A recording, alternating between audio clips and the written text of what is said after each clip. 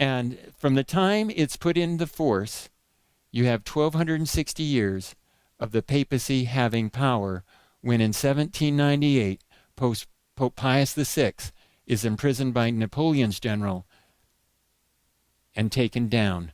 During that time, they had church and state power. In 1798, he, Berthier, made his entrance into Rome, abolished the papal government, and established a secular one. Now, what's interesting, the 1,260 years matches the papacy, the king of the north, but within Islam, Revelation 9 has something called the woes. Daniel has 3 conflicts between Islam and Christianity. Revelation has it as woes. If you look in the back of my book, there's a section there that lists over 100 commentaries between 1100 and the 1930s that understand these woes and these time periods to be Islamic. So, both Islam and Christianity have time prophecies in Daniel and Revelation. It has a man at its head. In Daniel 11, it says, he, the king of the north, does this, he does that. The king, the leader. Daniel 7, the little horn, the eyes of a man and a mouth speaking pompous words. You got a spokesperson.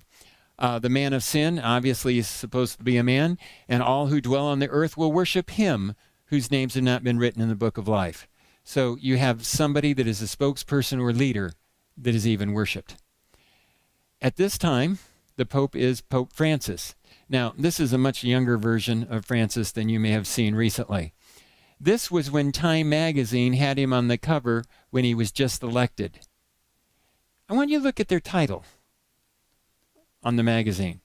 Was it a Pope for the Church, the Catholic Church? Pope for Christianity? No. Pope for a new world. The media looks at this guy as the leader of all Christianity. When he nearly died and was in the hospital, boy, the whole world was aware of that. I was actually in a Muslim area and they were aware of that at the time. So we have a Pope for the king of the north. He's both religious and political, but interestingly, the Muslims have a caliph. They want to form a caliphate. And whenever you have a caliphate, you have a caliph at the head that claims religious and political power. And they both want to rule the whole world. So anytime there's a functioning king of the south, we always have had a holy war as a result between the two. And that brings us to that holy war. By the way, my definition of a holy war, when both sides act like the devil in the name of God. And when you act like the devil, you're not being of God at the moment. But here's what it says here. In Daniel 11:25 to 28, he's leading the first attack against the king of the south.